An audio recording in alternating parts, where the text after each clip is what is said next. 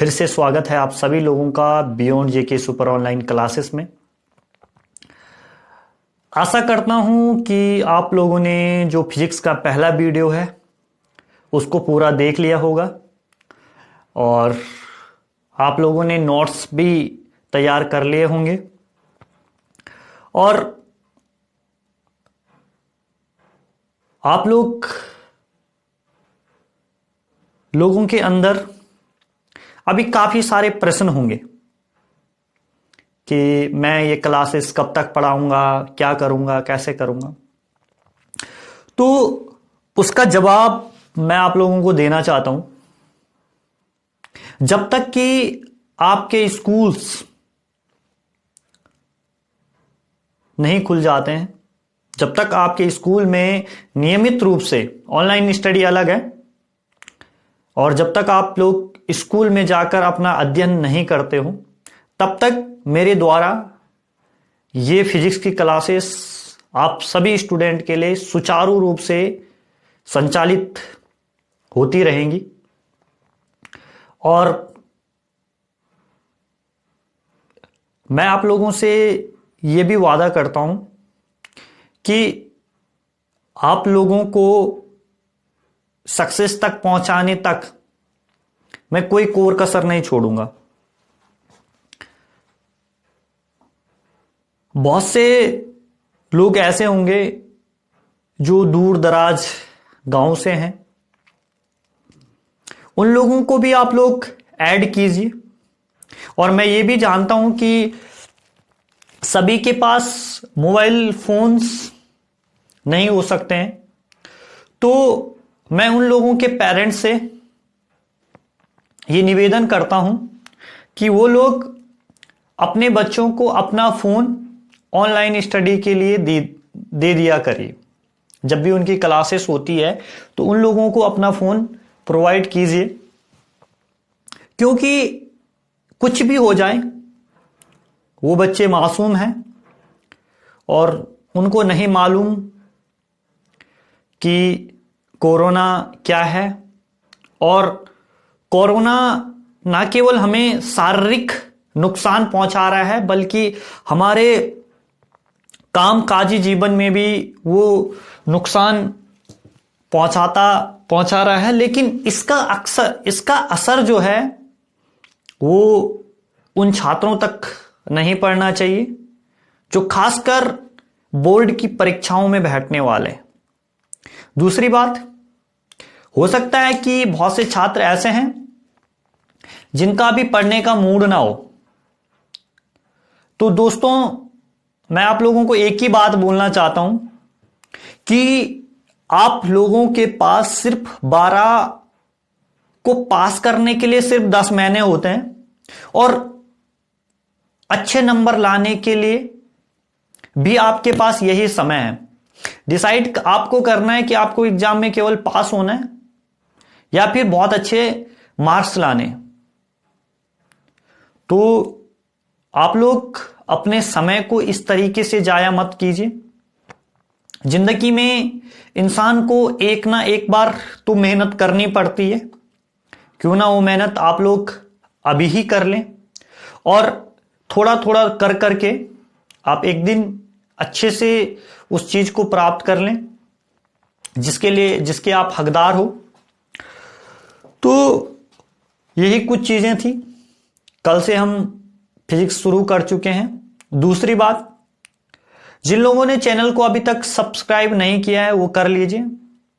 और सब्सक्राइब क्यों करना है? क्योंकि जो भी वीडियोस मेरे द्वारा मेरे चैनल पे डाले जाते हैं वो आप लोगों तक पहुंच पाए शीघ्र अतिशीघ्र, इसलिए आपका चैनल को सब्सक्राइब करना बहुत ज्यादा जरूरी है।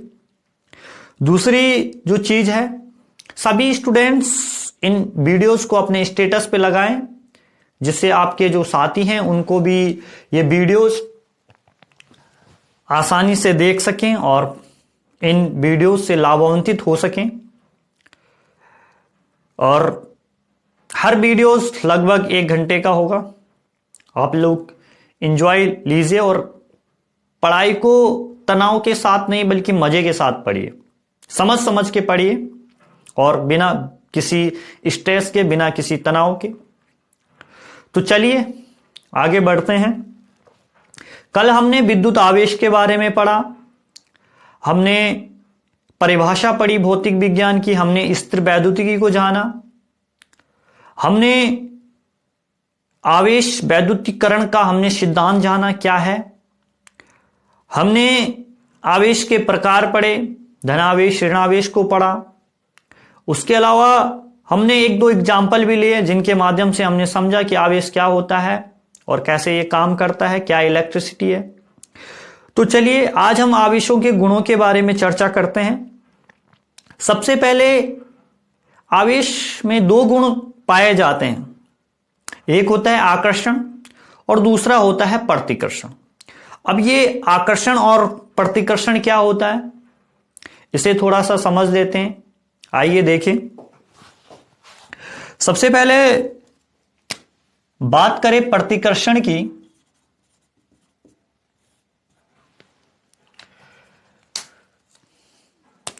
जो ये प्रतिकर्षण है, ये समान प्रकार के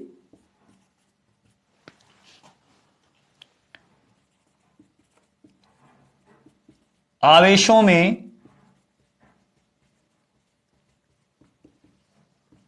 प्रतिकर्षण होता है। नंबर वन चीज, एग्जाम्पल के लिए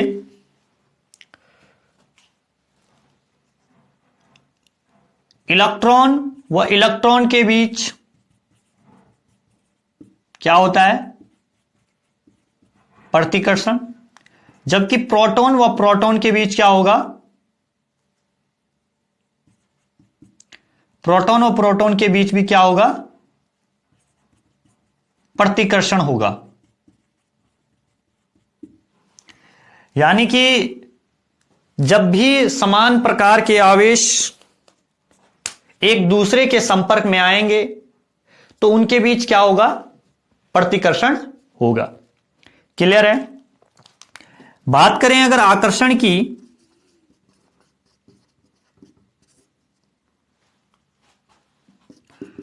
आकर्षण में जो विपरीत प्रकार के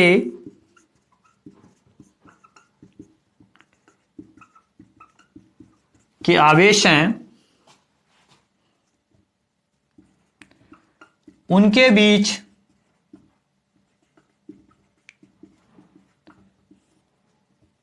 आकर्षण होता है। एग्जाम्पल के लिए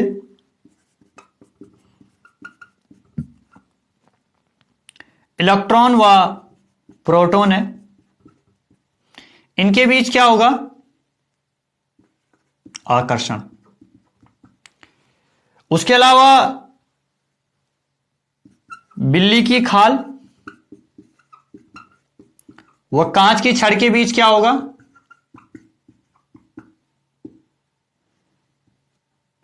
आकर्षण। यानी कि जब भी दो विपरीत प्रकार के आवेश एक दूसरे के संपर्क में आएंगे तो उनके बीच क्या होगा, आकर्षण होगा। क्लियर है। तो ये क्या थे, ये दो आवेशों के गुण थे। आई होप आप लोगों ने इनको समझ लिया होगा। क्या है प्रतिकर्षण, क्या होता है, समान प्रकार के आवेशों के बीच प्रतिकर्षण होता है, जबकि विपरीत प्रकार के आवेशों के बीच आकर्षण होता है। अगर आप लोगों से कोई एग्जांपल पूछे, जैसे इलेक्ट्रॉन और इलेक्ट्रॉन के बीच क्या होता है, प्रतिकर्षण होता है, जैसे प्रोटॉन और प्रोटॉन के बीच क्या होता है, प्रतिकर्षण होता है। जबकि अगर बात करें आकर्षण की, तो आकर्षण क्या है, दो विपरीत प्रकार के आवेशों के बीच क्या होता है, जब उनको संपर्क में लाया जाता है तो आकर्षण होता है। एग्जाम्पल के लिए इलेक्ट्रॉन है और प्रोटॉन है, तो इनके बीच क्या होता है, आकर्षण होता है। दूसरा बिल्ली की खाल है और कांच की छड़ है, जब इनको एक दूसरे के संपर्क में लाया जाता है तो इनके बीच क्या होता है।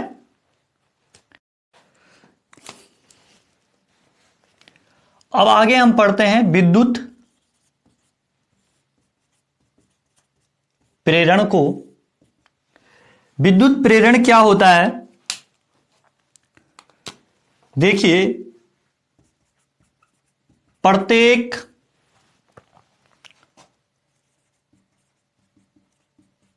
आवेशित वस्तु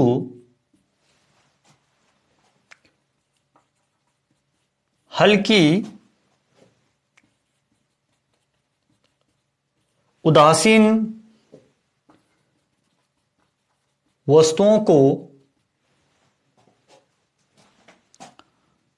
को अपनी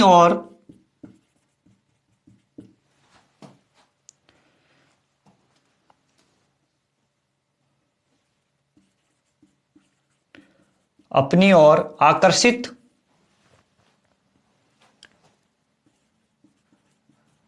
करती है। इसका जो कारण है, इसका कारण क्या है? विद्युत प्रेरण है। क्लियर है? यानी कि इसकी परिभाषा हम क्या लिख सकते हैं? किसी चालक वस्तु पर अन्य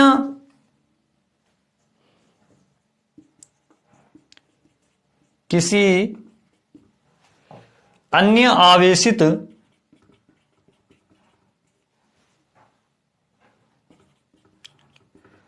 वस्तु की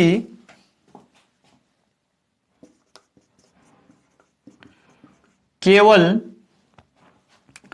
उपस्थिति के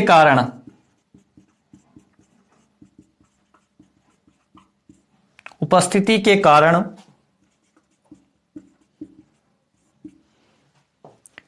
आवेश के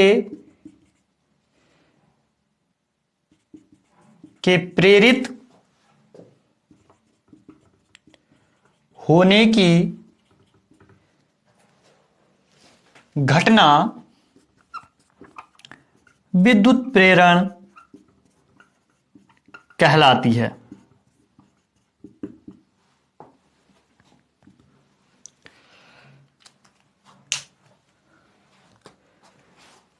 देखिए, इस जो परिभाषा यहां पे लिखी है इसको थोड़ा सा समझ लेते हैं।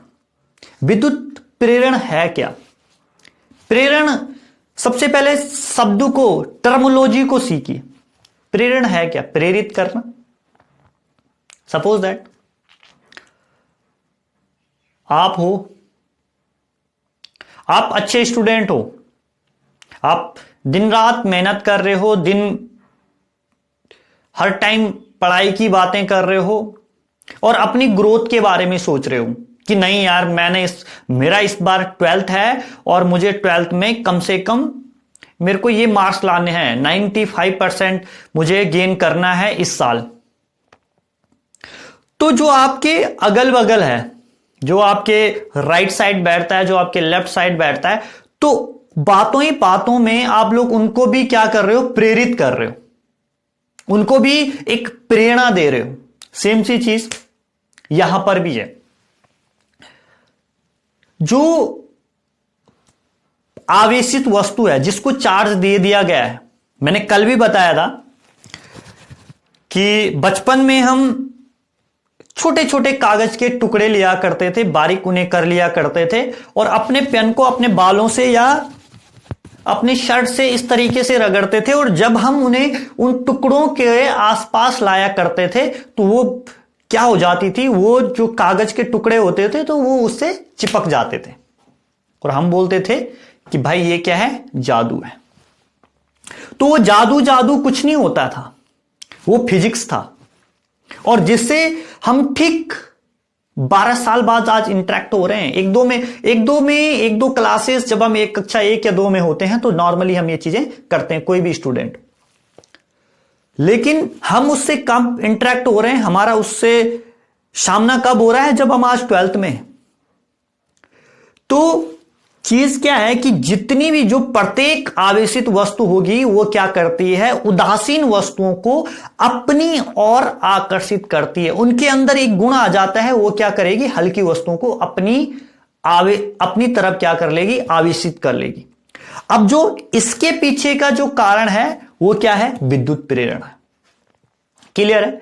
अब इसकी जो हम परिभाषा है वो क्या लिख सकते हैं? जो चालक है, किसी चालक वस्तु पर किसी अन्य आवेशित वस्तु की केवल उपस्थिति के कारण, कोई चालक वस्तु है और कोई अन्य आवेश है जो आवेशित है, अन्य आवेशित वस्तु है, उसकी उपस्थिति के कारण आवेश को प्रेरित करने, आवेश के प्रेरित होने की जो घटना होती है, आवेश आने की जो घटना होती है, उसके आवेशित होने की जो घटना होती है, वो क्या कहलाती है? विद्युत प्रेरण कहलाती है। क्लियर है? आई होप आप लोगों को ये चीजें समझ में आ गई होगी। चलिए आगे अब चर्चा करते हैं आवेश के योग का गुण।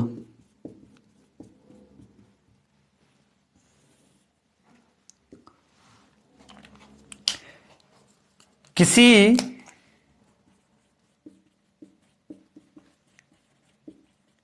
निकाय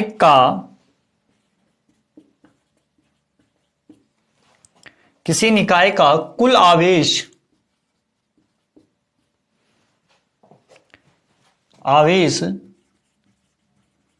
पृथक पृथक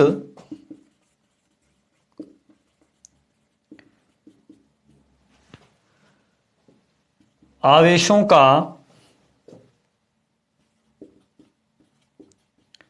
का बीजीय योग होता है। एग्जाम्पल, माना किसी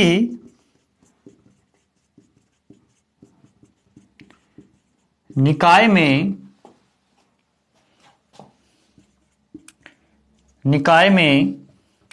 Q1, Q2, Q3, Q4 और -Q5 आवेश है, तो जो कुल आवेश है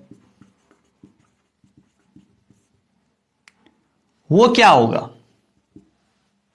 तो कुल आवेश को हम Q से रिप्रेजेंट कर सकते हैं। तो जो टोटल आवेश होगा वो इन सब का क्या होगा? योग होगा। Q1 plus Q2 plus Q3 plus Q4 plus -Q5। इसको जब हम टोटल कर लेंगे, Q1 plus Q2 plus Q3 plus Q4 -Q5, तो ये क्या है? आवेशों के योग का गुण है कि किसी निकाय का कुल आवेश पृथक पृथक आवेशों का बीजीय योग होता है। क्लियर है? एक बार आप लोग इसका स्क्रीनशॉट ले ले, नोट कर सकते हैं आप लोग। और बढ़िया यही है कि अगर आप बीच बीच में स्क्रीनशॉट लेते रहिए और उसके तुरंत बाद आप नोट्स बनाते रहिए। और मैं आप लोगों से ये भी कहना चाहता हूं कि आप लोग जो भी नोट्स बनाते हैं, वो जो ग्रुप बना रखा है हमने व्हाट्सएप पे, उस पे भेजा करिए, जिससे मुझे पता चल जाए कि आप लोग वाकई मेहनत कर रहे हो। चलिए दोस्तों, अब एक क्वेश्चन आता है, बहुत ही इंपॉर्टेंट है, इसको आपने मोस्ट इंपॉर्टेंट कर लेना है। यहां से 1 नंबर का क्वेश्चन बन सकता है। आवेश संरक्षण का सिद्धांत।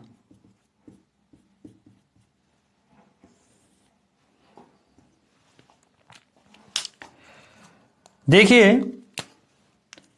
इसके अनुसार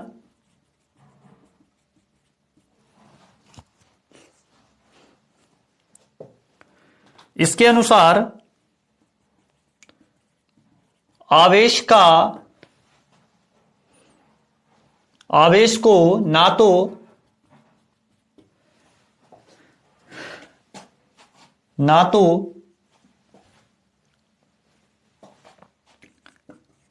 उत्पन्न किया जा सकता है, वह ना ही आवेश को नष्ट किया जा सकता है।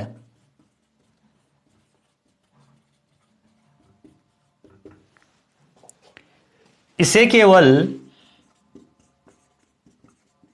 इसे केवल एक वस्तु से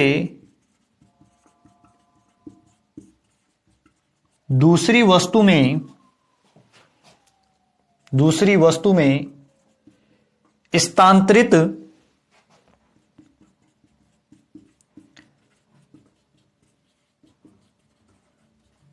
किया जा सकता है। अब एक नंबर का क्वेश्चन क्या बन सकता है वो मैं आप लोगों को बताता हूं, उससे पहले थोड़ा सा समझ लो। देखिए, जो आवेश है उसको ना तो उत्पन्न किया जा सकता है और ना ही नष्ट किया जा सकता है। इसे केवल एक वस्तु से दूसरी वस्तु में क्या किया जा सकता है? ट्रांसफर किया जा सकता है, यानी कि स्थानांतरित किया जा सकता है। अब एक नंबर का क्वेश्चन आप लोग श्योर माने, यहां से क्या आएगा, क्या क्वेश्चन बनेगा वो मैं आप लोगों को बता रहा हूं। इसे आप मोस्ट इंपॉर्टेंट कर लीजिएगा कि जो आवेश संरक्षण का सिद्धांत है वो किस पर डिपेंडेंट है, किस पर निर्भर करता है, किससे रिलेटेड है। तो जो आवेश संरक्षण का सिद्धांत है, यह ऊर्जा संरक्षण के सिद्धांत पर आधारित है। सिर्फ इतना क्वेश्चन बनेगा, ये चीजें आपने ध्यान रखनी है कि आवेश संरक्षण का सिद्धांत किस पर आधारित है, तो यह है ऊर्जा संरक्षण के सिद्धांत पर आधारित है। क्लियर है? आई होप आप लोगों को चीजें समझ में आ रही होगी। उसके अलावा बात करते हैं मूल आवेश की, बहुत ही इंपॉर्टेंट है, इसकी भी परिभाषा लिख लीजिए आप लोग। मूल आवेश, इससे रिलेटेड मैं आप लोगों को एक क्वेश्चन भी अभी कराऊंगा। इसकी क्या परिभाषा है? किसी वस्तु पर आवेश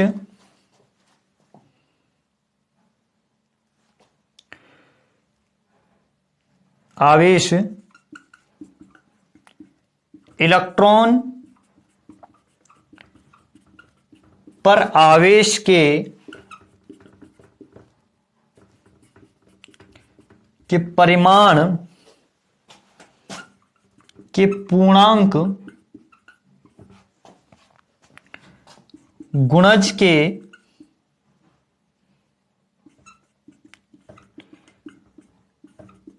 बराबर होता है, और इसका फॉर्मूला भी होता है Q बराबर प्लस माइनस NE। ये फॉर्मूला आपने ध्यान रखना है। E क्या है?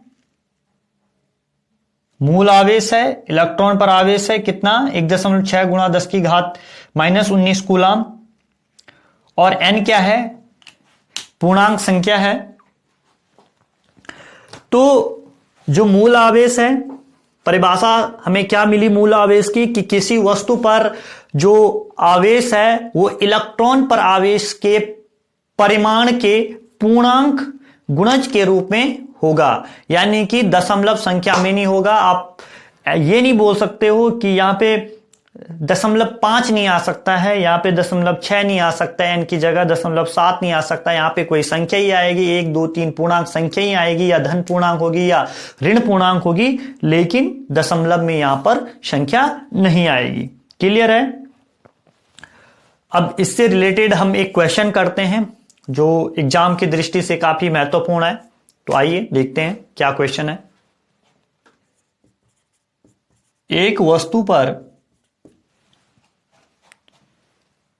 1 कूलाम का आवेश है, उस पर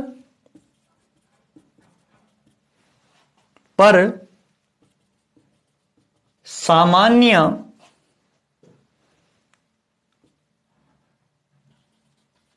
अवस्था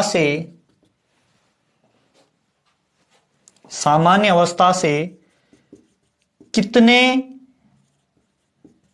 इलेक्ट्रॉन अधिक है,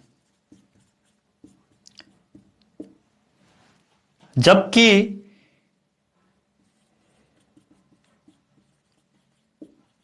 मूल आवेश जो है वो कितना है, कितना होता है मूल आवेश का मान, E बराबर 1.6 गुणा 10 की घात -19। ये चीज आपने ध्यान रखनी है कि मूल आवेश का मान कितना होता है, E बराबर 1.6 गुणा 10 की घात -19। अभी इसके सॉल्यूशन की बात हम करें, अभी हमने एक फॉर्मूला मिला हमें जिसमें हमें पता चला कि Q बराबर क्या होता है, Ne होता है, प्लस माइनस Ne होता है। Q हमारे पास है कितना, 1 कूलाम। E का भी हमें मान पता है सॉरी, E का भी हमें मान पता है। मूल आवेश हमारे पास E क्या है, मूल आवेश है, ये चीज आपने ध्यान रखनी। E यहां पे क्या है, मूल आवेश है, और E का मान कितना है, 1.6 गुणा 10 की घात -19 कूलाम। क्लियर है। अब हमारे पास फॉर्मूला क्या है, Q बराबर Ne। इसमें हमने निकालना क्या है, N निकालना है। अब जो ये वैल्यू है हमारे पास, E है, हमारे पास Q है, हमारे पास क्या है, हमने निकालना क्या है, N है। यानी कि उस वस्तु पर सामान्य अवस्था से कितने इलेक्ट्रॉन अधिक है वो हमने निकालना है। तो इसको हम क्या लिख सकते हैं, N बराबर Q/E लिख सकते हैं। पक्षांतर किया हमने और पता ही आप लोगों को किस तरीके से चीजें होती है। बेस आप लोगों का आई होप स्ट्रॉन्ग ही होगा। N बराबर Q/E हो गया। अब हमने Q का मान रखा 1 कूलाम, और किससे डिवाइड करना है, E का मान कितना है, 1.6 गुणा 10 की घात -19 कूलाम। अब आप लोगों को पता है घातें जब भी ऊपर में जाती है, जब भी गुणा में जाती है तो वो क्या हो जाती है, प्लस हो जाती है। यानी कि 1 गुणा ये 10 की घात क्या हो जाएगी, प्लस में जाएगी, तो ये हो जाएगी 10 की घात 19। कितना बचा, 1/1.6। इसको हम क्या लिख सकते हैं, 10/16 लिख सकते हैं, गुणा 10 की घात 19 लिख सकते हैं।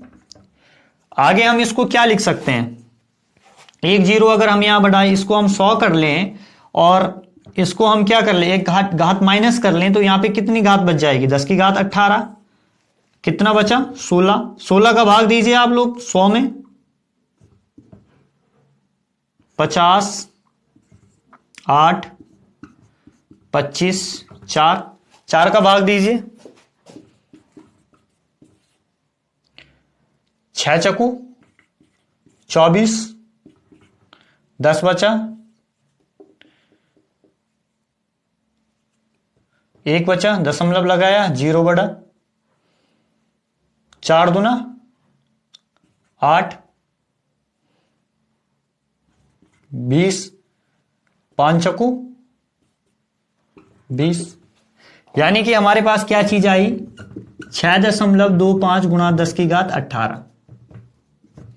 यानी कि ये हमारे पास किस चीज का मान आ गया, N का मान आ गया।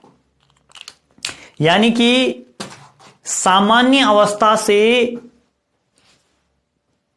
कितने इलेक्ट्रॉन अधिक हैं, उनकी संख्या क्या है, 6.25 गुणा 10 की घात 18। क्लियर है। आई होप आप लोगों को चीजें समझ में आ गई होंगी। और जब आप लोगों को कहीं पे डाउट रहता है तो वीडियो को आप थोड़ा